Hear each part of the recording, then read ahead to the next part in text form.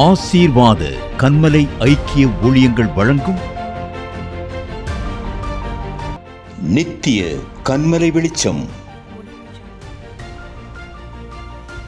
ஆண்டவரும் இரட்சகருமாகிய இயேசு கிறிஸ்துவின் நாமத்தினாலே இந்த ஆசீர்வாத கன்மலை ஐக்கிய ஊழியத்தின் வேளையிலே இந்த நாட்களிலே நாம் ஒவ்வொரு நாளும் ஒவ்வொரு வாரமும் நித்திய கன்மலை வெளிச்சத்தின் மூலமாக நம்முடைய வேத வெளிச்சத்திலிருந்து ஒவ்வொரு தேவன் பயன்படுத்தின பாத்திரங்களை நாம் அறிந்து வருகிறோம். இந்த நாளிலே நாம் எடுத்துக்கொண்ட பாத்திரம் எஸ்தர், மொர்தெகாய் என்ற 2 பாத்திரத்தை நீங்கள் பார்க்கிற பொழுது தேசத்து ஜனங்களுக்காக அவர்கள் எப்படி திறப்பிலே தன் ஜீவனை பணைய வைத்து அந்த தேசத்தின் ஜனங்களுக்கு ஆசீர்வாதமாக இருந்தார்கள் என்பதை இந்த நாளிலே நாம் காணவிருக்கிறோம். கர்த்தர் உங்களை ஆசீர்வதிப்பாராக.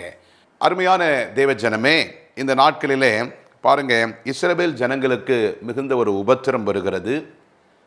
எல்லா ஜனங்களும் கொலை செய்யப்பட வேண்டும் என்று சொல்லி ஒரு தவறான சட்டம் சூசான் அரண்மனையிலே பிறக்கிறது.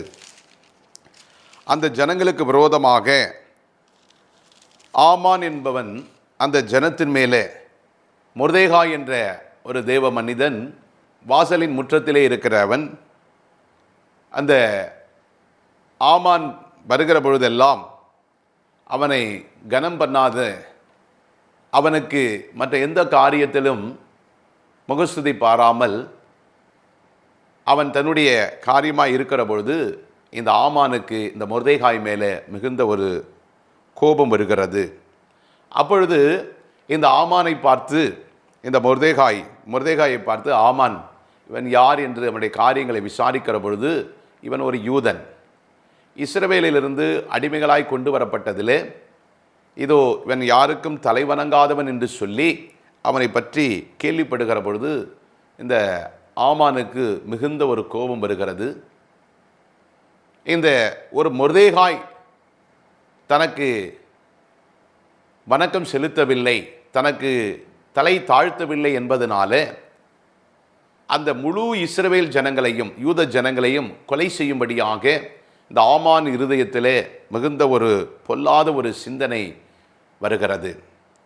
ஆம் பிரியமானவர்களே, ஏன் இந்த ஆமானுக்கு இந்த மொர்தெகாய் தலை வணங்கவில்லை என்று நீங்கள் பார்க்கிற பொழுது, இந்த ஆமானை குறித்து தேவன் வெறுக்கிற 6 காரியங்களும் அருவருக்கிற 7 காரியங்களிலும் இந்த ஆமானுடைய காரியமும் அடங்கும்.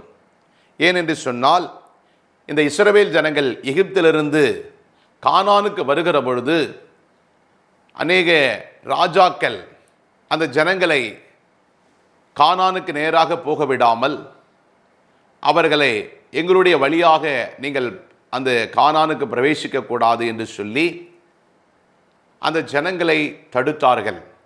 அப்போ தடுத்த அந்த காரியத்தில் இந்த ஆமானுடைய தலைமுறையும் வரும். ஆகவே அது தேவனுக்கு ஒரு இருதயத்தில் ஒரு பாரம். தன்னுடைய ஜனங்கள் 40 நாளில் கானானுக்கு போக வேண்டியவர்களை 400 வருஷத்தினுடைய அடிமைத்தனத்திலிருந்து கிட்டத்தட்ட வெகு சீக்கிரமாய் கானானுக்கு போக வேண்டிய அவர்களை 40 வருஷமாய் சுற்றும்படியாக வைத்தபொழுது தேவன் இந்த ஜனங்களுக்காக பரிதவிக்கிறார். இதற்கு காரணமான ராஜ்யங்களை சங்கரிக்கும்படியாக தேவன் மிகவும் அருவருக்கிறார். ஆகவே இந்த காரியமெல்லாம் மொர்தெகாய்க்கு தெரியும்.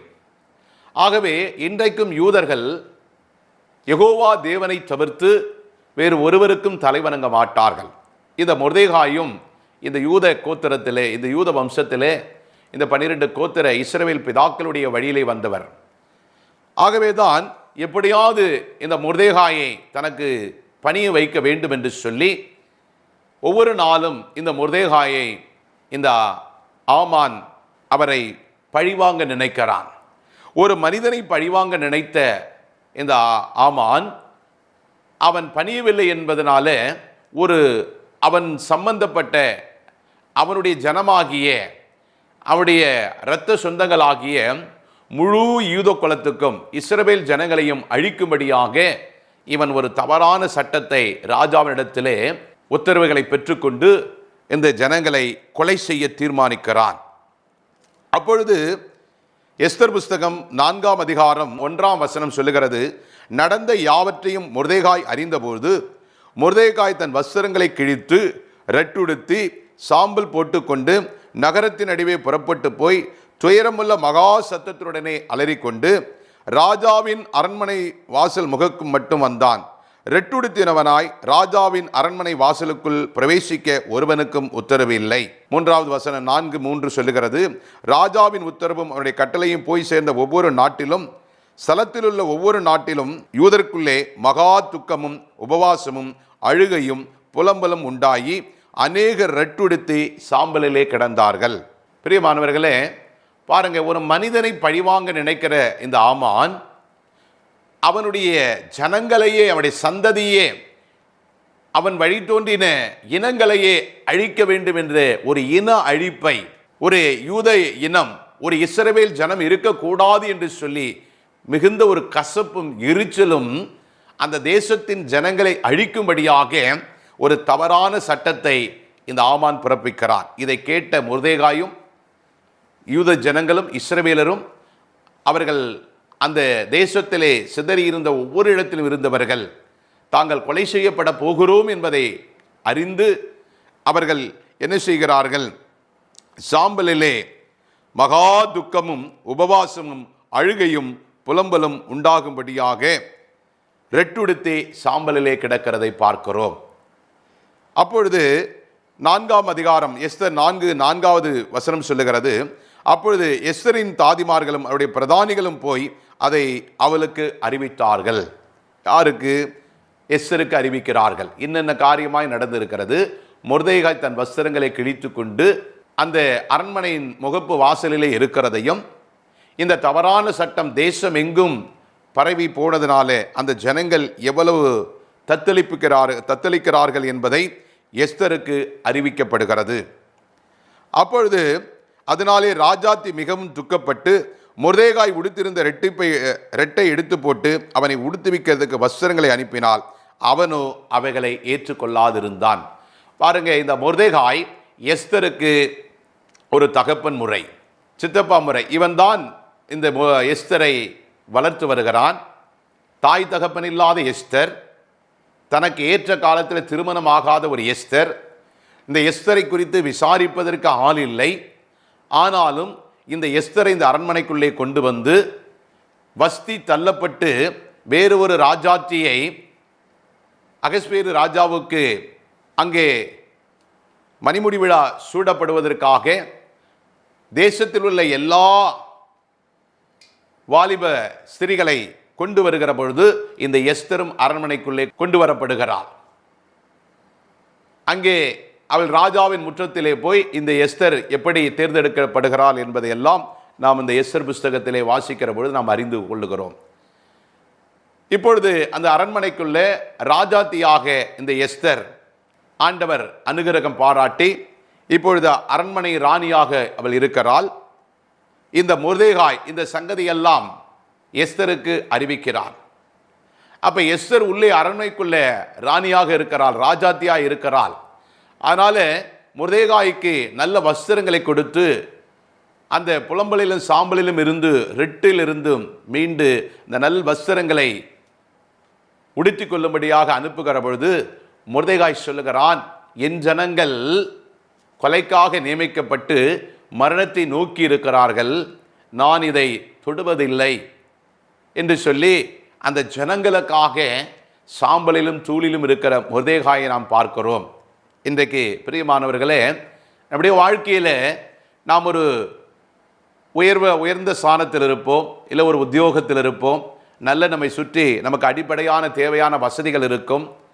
இல்லை என்று சொன்னால் நமக்கு தேசத்தில் தேவையான நல்ல ஒரு வசதி வாய்ப்புகள், நல்ல ஒரு உயர்வான இடம், நல்ல நமக்கு தேவையான அனைத்து வசதிகளும் கிடைக்கக்கூடிய ஒரு இடத்தில் இருப்போம். ஆனாலும் நம்முடைய ஜனங்கள், நம்முடைய தேசத்தில் இருக்கிற ஜனங்கள், நம்முடைய உறவுகள், நம்முடைய இரத்த பந்தங்கள், நம்முடைய சுற்றி இருக்கிற உறவினர்களுக்கு கூட அநேகர் வறுமையில், தரித்திரத்தில், போராட்டத்தில், இன்னும் பலவிதமான கட்டுகளில் இப்படி இருப்பார்கள். ஆனாலும் அநேகர் கண்டும் காணாமலும் தன்னுடைய சுயநலத்துக்காக தான் மாத்திரம் நல்லா இருந்தால் போதும், ஏனென்று சொன்னால் தரித்திரமும் பாவமும் கஷ்டமும் அவருடைய தலையெழுத்து என்று சொல்லி அநேகர் கடந்து போய் விடுவார்கள். ஆனால் இந்த மொர்தெகாய் தன்னை நேசிப்பது போல பிறனையும் நேசிக்கிற ஒரு குணாதிசயம் உடையவன். தன்னிடத்தில் அன்பு கூறுவது போல பிறனிடத்திலும் அன்பு கூறுகிற இந்த மொர்தெகாய் தன்னுடைய மக்களுக்காக தனக்கு நல்ல ஒரு வாழ்க்கை, நல்ல ஒரு மேன்மை, தனக்கு எல்லாமே கிடைக்கக்கூடிய ஒரு இடத்திலே இருந்தாலும் தன்னுடைய ஜனங்கள் இப்படி புலம்பலும் அழுகையும் இன்னும் மரணத்தை நோக்கி இருக்கிற பொழுது தனக்கு இந்த மேன்மை வேண்டாம் என்று சொல்லி இந்த தேசத்தையும் தேசத்து மக்களையும் நேசிக்கிற ஒரு மொர்தெகாய் போல நீங்களும் நானும் இருக்க வேண்டும். ஆண்டவராகிய இயேசு கிறிஸ்து அப்படித்தான் இந்த உலகத்திலே நீங்களும் நானும் ஜீவனோடு பாவத்திலிருந்து, சாபத்திலிருந்து, கட்டுகளிலிருந்து, அக்கிரமத்திலிருந்து விடுதலையாக்கப்பட வேண்டும் என்பதனால தான் நமக்காக ஒரே பேரான குமாரனை பிதாவாகிய தேவன் ஏக சுதனை நமக்காக கல்வாரி சிலுவையிலே ஒப்பு கொடுத்தார். அந்த ஆண்டவராகிய இயேசு கிறிஸ்து மாத்திரம் நம்முடைய பாவங்களுக்காக, அக்கிரமங்களுக்காக கல்வாரி சிலுவையிலே அவர் ரத்தம் சிந்தவில்லை என்று சொன்னால், பாவ மன்னிப்பை நமக்கு கொடுக்கவில்லை என்று சொன்னால், இன்றைக்கும் நாம் பாவத்திலும் சாபத்திலும் கட்டுகளிலும் தான் இருப்போம். நமக்கு மாத்திரமல்ல, பூமியில் உள்ள உலகத்தில் உள்ள எல்லா மனுக்குல மக்களுக்காகவும் அவர் தன் ஜீவனையே கொடுத்து நம்மை மீட்டெடுத்தார். பாருங்க, அதே மாதிரி தான் இந்த மொர்தெகாய் இந்த ஜனங்களுக்காக திறப்பிலே நிற்கிறான். அப்ப இந்த எஸ்தருக்கு மீண்டும் அவன் சொல்லுகிற செய்தியானது, அப்பொழுது எஸ்தர் தன் பணிவிடைக்காரன் ராஜாவினால் நியமித்திருந்த அவனுடைய பிரதானிகளில் ஒருவனாகிய ஆத்தாகை அழைப்பித்து காரியம் என்ன, அதன் முகாந்திரம் என்ன என்று அறியும்படி மொர்தெகாயினிடத்தில் விசாரிக்க அவனுக்கு கட்டளையிட்டார். இப்ப அவனுடைய பிரதானிகள் மொர்தெகாயினிடத்திலே போகிறார்கள். அப்போ மொர்தெகாயினிடத்திலே போய் நடந்த சங்கதிகளை எல்லாம் விவரிக்கிறார்கள், பேசுகிறார்கள். எஸ்தர் புஸ்தகம் 4ஆம் அதிகாரம் 8ஆம் வசனம் சொல்லுகிறது, யூதர்களை அழிக்கும்படி சூசானில் பிறந்த கட்டளையின் நகலையும் அவளிடத்திலே கொடுத்து அதை எஸ்தருக்கு காண்பித்து தெரியப்படுத்தவும் அவள் அகத்தியமாய் ராஜாவிடத்துக்கு போய் அவளிடத்தில் தன் ஜனங்களுக்காக விண்ணப்பம் பண்ணவும் மன்றாடம் வேண்டும் என்று அவளுக்கு சொல்ல சொன்னான். ஆத்தாகு வந்து மொர்தெகாயினுடைய வார்த்தைகளை எஸ்தருக்கு அறிவித்தான். அப்பொழுது எஸ்தர் ஆத்தாகிடத்திலே மொர்தெகாய்க்கு சொல்லி அனுப்பினது. பாருங்க, ஜனங்களுக்கு இப்படி கொலைக்காக நியமிக்கப்பட்ட அத்தாட்சியான கடிதத்தை எஸ்தருடைய பிரதானியிடத்தில் கொடுத்து, இதை நீங்கள் போய் அரண்மனையில் இருக்கிற எஸ்தருக்கு இதை அறிவியுங்கள், இப்படிப்பட்ட ஒரு கடிதம் தாக்கலாயிருக்கிறது, ஜனங்கள் எல்லாம் மிகவும் மரண பயத்தில் வியாகுலத்தோடு புலம்பலோடு அழுகையோடு எதிர்நோக்கி இருக்கிறார்கள் என்று சொல்லி அனுப்புகிறான். அப்பொழுது அவருடைய பிரதானிகள் அதை கொண்டு போய் எஸ்தரிடத்திலே சொல்லப்படுகிறது. 11ஆம் வசனத்தில் மீண்டும் மொர்தெகாய்க்கு எஸ்தர் சொல்லி அனுப்புகிற காரியம் என்னவென்று சொன்னால், யாராவது அழைக்கப்படாமல் உள்முற்றத்திலே ராஜாவிடத்தில் பிரவேசித்தால் புருஷனாகிலும் சிறியாகிலும் சரி அவர்கள் பிழைக்கும்படிக்கு அவர்களுக்கு ராஜா பொற்செங்கோலை நீட்டினால் ஒழிய மற்றபடி சாக வேண்டும் என்ற ஒரு உத்தரவு இருக்கிறது என்பதை மொர்தெகாய்க்கு நீங்கள் தெரியப்படுத்துங்கள் என்று சொல்லுகிறாள். அப்பொழுது எஸ்தரின் வார்த்தை மொர்தெகாய்க்கு தெரிவிக்கப்படுகிறது. மொர்தெகாய் எஸ்தருக்கு திரும்ப சொல்லுகிறான். அதே எஸ்தர் புஸ்தகம் 13ஆம் வசனம் சொல்லுகிறது, நீ ராஜாவின் அரண்மனையில் இருக்கிறதுனாலே மற்ற யூதர்கள் தப்பக்கூடாதிருக்க நீ தப்புவாய் என்று உன் மனதிலே நினைவு கொள்ளாதே என்று சொல்லுகிறார்.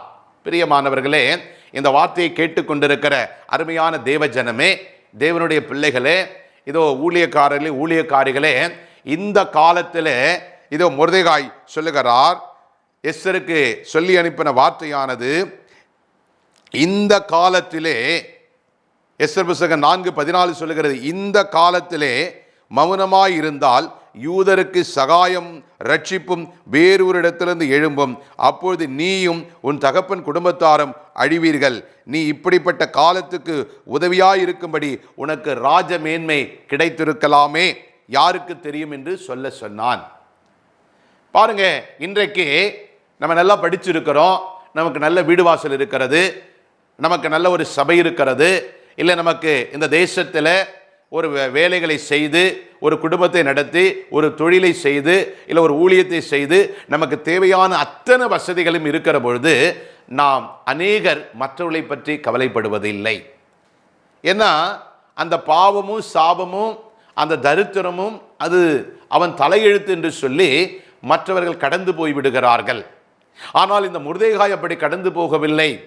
இப்ப எஸ்தர் சொல்லுகிறார், ராஜா அழைக்கப்படாமல் உள்முற்றத்திலே போனால் யாராக இருந்தாலும் ராஜா பொற்செங்கோலை நீட்டவில்லை என்று சொன்னால் அவர்கள் சாக வேண்டும் என்பது மொர்தெகாய்க்கு தெரியுமே என்று சொல்லி அனுப்புகிறார். திரும்பவும் மொர்தெகாய் எஸ்தருக்கு சொல்லப்படுகிற பொழுது, இந்த காலத்திலே நீ மௌனமாய் இருந்தால் யூதருக்கு ரட்சிப்பும் சகாயமும் வேறு ஒரு இடத்திலிருந்து வரும் என்று சொல்லி எச்சரிக்கிறான். அதே போன்று இன்றைக்கு இந்த காலத்தில் ஆண்டவராகிய இயேசு கிறிஸ்து 2026 வருஷம் ஆகிறது. இன்றைக்கும் இன்னும் அநேக மக்கள் விடுதலையாக்கப்படவில்லை, இயேசு என்ற நாமத்தை அறியவில்லை, ரட்சிப்பு கிடைக்கவில்லை, பாவ மன்னிப்பை பெற்று அவர்கள் அதிலிருந்து விடுதலையாக்கப்படவில்லை. அதனால்தான் இன்றைக்கு அநேக பரலோகத்துக்கு போக வேண்டிய அநேக மனுக்குல மக்கள் பாதாளத்தின் வாசல் விரிவாய் திறக்கப்பட்டிருப்பதனால, இயேசு கிறிஸ்து என்ற நாமத்தை அறியாததுனால, அவருடைய இரத்தத்தினால கழுவப்படாததுனால, இயேசு கிறிஸ்து என்ற விலையேற பெற்ற அந்த நாமத்தை அறிந்து கொள்ளாததுனால அநேகர் அறியாத அந்நிய தேவர்களை, அந்நிய விக்கிரகங்களை, தேவனல்லாத மற்ற காரியங்களை அவர்கள் பணிந்து அதை அவர்கள் தெய்வம் என்று நம்பி மோசம் போகிறார்கள். ஆகவே இந்த நாட்களிலே இதை பார்த்து கொண்டிருக்கிற அருமையான தேவ ஜனமே, தேவனுடைய பிள்ளையே, தேவனுக்கு பிரியமானவர்களே, ஊழியக்காரர்களே, ஊழியக்காரியே, இந்த நாட்களிலே எல்லா ஜனங்களுக்கும் என்னுடைய வீடு ஜெப வீடு என்று சொன்ன ஆண்டவர் எல்லா ஜனங்களுக்காகவும் அவர் கல்வாரி சிலுவையிலே ரத்தம் சிந்து மரித்து 3ஆம் நாள் உயிரோடு எழுந்தார். அவரே பாவ மன்னிப்பை கொடுக்கிறவர், அவரே ரட்சிப்பை கொடுக்கிறவர், அவரே பரலோகத்துக்கு அழைத்து செல்லுகிறவர்.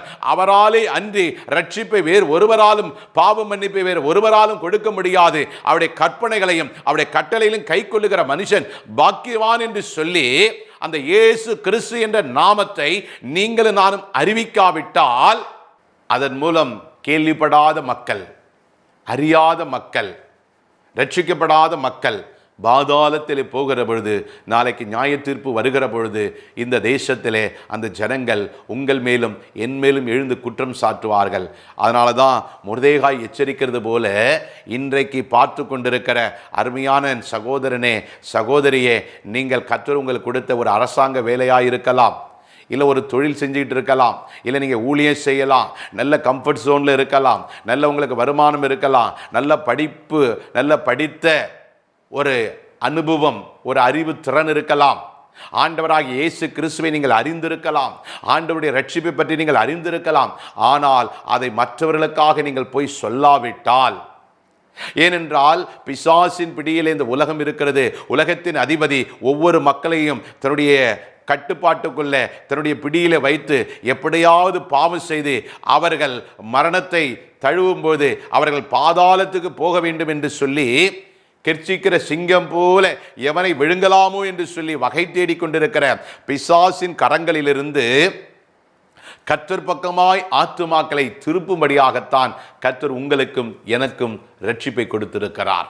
அப்ப இந்த ரட்சிப்பை பெற்ற நீங்களும் நானும், அந்த ரட்சிப்புக்கேற்ற பாவ மன்னிப்பை பெற்ற நீங்களும் நானும் ரட்சிப்புக்கேற்ற நாம் கனி கொடுக்க வேண்டும். அப்போ இந்த நாட்களில் நான் ரட்சிக்கப்பட்டுட்டேன், நான் ஆண்டவரை அறிந்திருக்கிறேன், நான் ஆசீர்வதிக்கப்பட்டிருக்கிறேன், நான் என்னுடைய குடும்பம், என் பிள்ளைகள், என்னுடைய பந்து ஜனங்கள், என்னுடைய வட்டம் என்று சொல்லி என்னை மாத்திரம் நான் பார்த்து போயிருப்பேன் என்று சொன்னால், உங்கள் அருகாமையிலே, உங்கள் வேலை ஸ்தலத்தில், உங்களுடைய ஊழிய ஸ்தலத்தில், இன்னும் உங்களை சுற்றி இருக்கிற சமுதாயத்தில் ஏராளமான மக்கள் இப்படி பிசாசினாலே பாவத்தை செய்து கொலைக்காக நியமிக்கப்பட்டிருக்கிறார்கள். ஆகவே இந்த நாட்களிலே நீங்கள் போய் சுவிசேஷத்தை அறிவிக்காவிட்டால், இந்த எப்படி ஒரு எஸ்தர் நான் செத்தாலும் சாகிறேன் என்று சொல்லி அடுத்தது ராஜாவுக்கு முன்பாக போய் நின்று ராஜாவினிடத்தில் பரிந்து பேசும்படியாக இந்த யூத ஜனங்களுக்காக எப்படி வைராகியமாய் போய் தன் ஜீவனையும் பணை வைத்து நிற்கிறாளோ, அதே மாதிரி நீங்களும் நானும் இன்றைக்கு அந்த இயேசு கிறிஸ்துவை பற்றி நாம் பிரகடனப்படுத்தாமல், அநேக ஜனங்களுக்கு அவர் ரட்சிப்பை காண்பிக்காமல், அவருடைய ராஜ்யத்தை குறித்து சொல்லாமல், அவர் வருகை குறித்து சொல்லாமல், பரலோகம் நரகம் என்பதை குறித்து நாம் பேசாமல், மனம் திரும்புதலை குறித்து பேசாமல், முதலாவது தேவனுடைய ராஜ்யத்தை அவருடைய நீதியும் தேட வேண்டும் என்பதை சொல்லாமல் அநேக ஜனங்களுக்கு தெரியாது. ஆகவே இந்த காலத்திலே நாம் சொல்ல வேண்டிய, நாம் பேச வேண்டிய காலத்திலே பேசாததனால தான் இன்றைக்கு ஜனங்கள், இன்றைக்கு வாலிபர்கள், தேசத்தில் இருக்கிற அநேக மக்கள் பாருங்க, இன்னைக்கு அநேக சினிமா நடிகர்களுக்கு பின்பாக, அரசியல்வாதிகள் பொய்யான வாக்குறுதிகளுக்கு பின்பாக, இன்னும் பொல்லாத விக்கிரகங்களுக்கு பின்னாக, இன்னும் பொல்லாத பாவ கட்டுகளிலே, விபச்சாரங்களிலே, இன்னும் பார்த்தீங்கன்னா போதை வசுகளிலே, இன்னும் சிற்றின்ப பேரின்பத்திலே அவர்கள் போய் தன்னை விற்று போடுகிறார்கள். அவர்கள் போய் விழுந்து விடுகிறார்கள். அப்பொழுது அவருடைய ஆத்துமா அரோசிக்கப்படுகிறது. அவருடைய ஆத்துமா ரட்சிப்பை பெறாமல் பாதாளத்துக்கு தள்ளப்படுகிறது. அந்த ஆத்துமா பிசாசுடைய கைகளிலே இருப்பதனால அந்த ஆத்துமா தேவனை அறியாதவர்களாய் மரித்து போய்விடுகிறார்கள். ஆகவே இதை கேட்டுக்கொண்டிருக்கிற அருமையான தேவ ஜனமே, தேவனுடைய பிள்ளைகளே, ஆண்டவர் நாமத்தை அறிந்து, ரட்சிப்பு குறித்து தெரிந்து, ராஜ்யத்தின் வருகை குறித்து அறிந்த நீங்களும் நானும் இந்த காலத்திலே மௌனமாயிருந்தால், நீங்களும் நானும் சொல்லாவிட்டால், இந்த ஜனங்களுக்கு வேறு ஒரு ஜனங்களை வைத்து, வேறு ஒருவரை வைத்து அவர் ரட்சிப்பை கொடுத்து விடுவார். ஆனாலும் மொர்தெகாய் ஒரு வார்த்தை சொல்லுகிற பொழுது, இந்த நாளிலே நீ மௌனமாயிருந்து சொல்லாவிட்டால் யூதர்களுக்கு சகாயம் ரட்சிப்பு வேறு ஒருவரிடத்திலிருந்து எப்படி வந்ததோ அப்படியாக இன்றைக்கு நம்முடைய சமகாலத்தில் வாழ்ந்து கொண்டிருக்கிற மக்களுக்கு வேறு ஒரு இடத்திலிருந்து ரட்சிப்பை கர்த்தர் கட்டளையிடுவார். ஆனாலும் இன்றைக்கு ராஜமேன்மையை, ஒரு அதிகாரத்தை, ஒரு ஆசீர்வாதத்தை, ஒரு செல்வ செழிப்பை, வரங்களை, கனிகளை, தாளந்துகளை, டேலண்ட்டை பெற்றிருக்கிற நீங்களும், இதை பார்த்து கொண்டிருக்கிற மற்றவர்களும் ஒருவேளை அதற்கு செவி சாய்க்காவிட்டால், மொர்தெகாய் எச்சரிக்கிறது போல, ஏன்னா உன் தகப்பன் வீட்டாரும் நீயும் அழிந்து போவீர்கள் என்று வசனம் சொல்லுகிறது. ஏனென்று சொன்னால், இந்த உபத்திரமான காலத்துக்கு, சத்துருடைய கொடிய காலத்துக்கு, அக்கிரமமான இந்த காலத்துக்கு உதவியாய் இருக்கும்படிதான் கர்த்தர் முதலாவது உங்களை ரட்சித்தார், உங்களை அபிஷேகித்தார், வேத வெளிச்சத்திலே நடத்தினார். கர்த்தருடைய வருகை குறித்து உங்களுக்கு அறிவிக்கப்பட்டது. அதனால்தான் கர்த்தர் இன்றைக்கு வேதத்தின் வெளிச்சத்தில், கர்த்தருடைய ஆசீர்வாதத்தில் கர்த்தர் உங்களை நடத்தி கொண்டிருக்கிறார். ஆகவே பிரியமானவர்களே, இந்த எஸ்தருக்கு சொல்லப்பட்ட வார்த்தையின்படி இந்த நாட்களிலே இப்படிப்பட்ட ஜனங்களுக்காக நீங்கள் நானும் பரிதவிக்கிறவர்களாய் இருக்க வேண்டும். பாருங்க, ஒரு நல்ல சமாரியனுடைய வார்த்தையை நாம் பார்க்கிறோம். ஒரு வழிபோக்கன் வழியாக போய்கொண்டிருக்கிற ஒருவன் தன்னுடைய தூர பிரயாணத்துக்கு போகிற பொழுது கல்லர்கள் வந்து அவனை அடித்து அவனிடத்திலிருந்து பணங்களை பிடுங்கி கொண்டு அவனை குற்றுயிரும் கொலையுருமாய் போட்டு விடுகிறார்கள். அப்பொழுது அந்த வழியாய் வருகிற பிரதான ஆசாரியன் பார்க்கிறான், பக்கமாய் விளங்கி போகிறான். இன்னொருத்தவன் வருகிறான், அவனும் பார்த்து பக்கமாய் விலகி போய்விடுகிறான். ஒருவன் தீட்டென்று நாம் குற்றுயிரும் குலவீருமாய் கிடக்கிறவனை தொடலாகாது என்று சொல்லி ஆசாரியனாயிருந்தவன் வழி விலகி போய்விடுகிறான். ஒரு லேவியன் வருகிறான், அவனும் அதை பார்த்து நமக்கு எதுக்கு வம்பு என்று சொல்லி அவனும் விலகி போய்விடுகிறான். ஒரு சமாரியன் அந்த வழியாய் வருகிறதை நாம் பார்க்கிறோம். அந்த சமாரியன் யூதர்களுக்கு தூரமானவன். ஆனால் அந்த சமாரியனோ அந்த இரத்த வெள்ளத்திலே கிடக்கிறவனை தூக்கி எடுத்து அவனுக்கு முதலுதவி செய்து சத்திரத்திலே தன் சுய வாகனத்திலே தன் தோல் மேலே போட்டுக்கொண்டு அவனுக்காக சத்திரத்திலே தங்கி அவனுக்கான பணங்களையும் கொடுத்து, இவனை பராமரித்துக்கொள், நான் தூர இடத்துக்கு போய் வருகிற பொழுது ஒருவேளை இவனுடைய வைத்தியத்திற்கு இன்னும் தேவைப்படும் என்று சொன்னால் நான் வரும்பொழுது கொடுக்கிறேன் என்று சொல்லி சத்திரத்திலே சேர்த்து விட்டு அவனுக்கு முதலுதவி செய்து அவனுடைய ஜீவனத்துக்கு வழிவகுத்து போய் திரும்பவும் வரும்பொழுது பத்தவில்லை என்று சொன்னால் நான் தருகிறேன் என்று சொல்லி மனதுருகின ஒரு நல்ல சமாரியனைப் போல ஆண்டவராகிய இயேசு கிறிஸ்து நம் பட்சத்திலே இருக்கிறார்.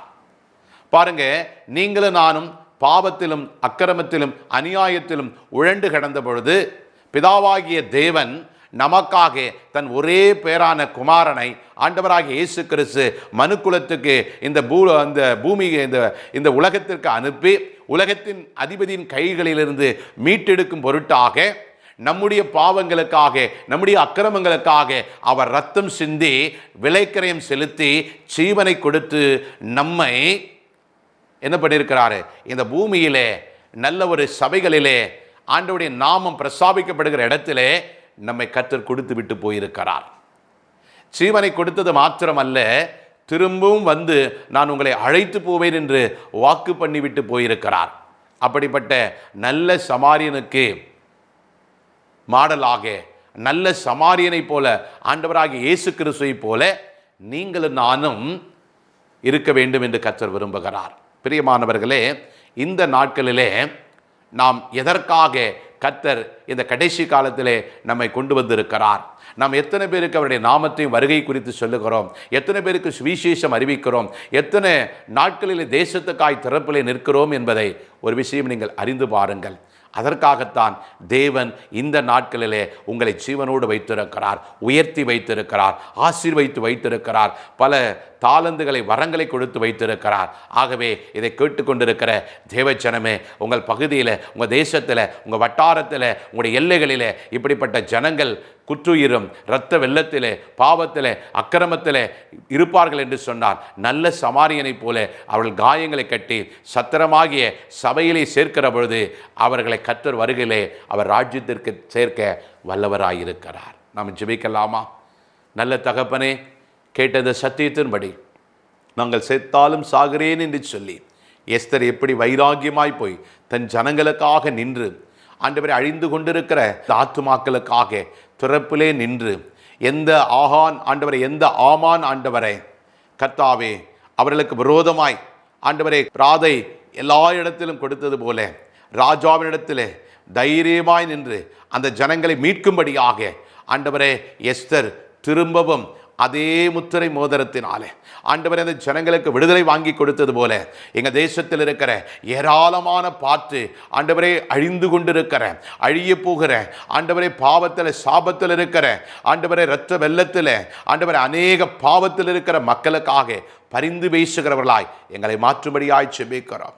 அவர்களுக்காக நாங்கள் தொடர்ந்து ஜெபிக்கவும், ஒவ்வொருவரையும் சந்திக்கவும், தேவனுடைய வருகை குறித்து சொல்லவும், பாவ மன்னிப்பை பெற்று ரட்சிப்புக்கு ஆண்டவர் ரட்சிக்கப்பட்டு சபையிலே சேர்க்கவும், இந்த நாட்களிலே ஒரு முர்தேகை போல எச்சரிக்கவும், எஸ்தரை போல வைராகியமாய் திறப்பிலே நிற்கவும், ஆண்டவரை நல்ல சமாரியனை போல காயங்களை கட்டவும், தேவனுடைய ராஜ்யத்துக்கு தகுதிப்படுத்தவும், பார்த்து கொண்டிருக்கிற ஒவ்வொருவரையும் நீ தகுதிப்படுத்தி ஆண்டவருடைய நாமத்தை மகிமைப்படுத்தி ஆண்டவருடைய ராஜ்யத்துக்கு தகுதிப்படுத்தும்படியாய் ஜெபிக்கிறோம்.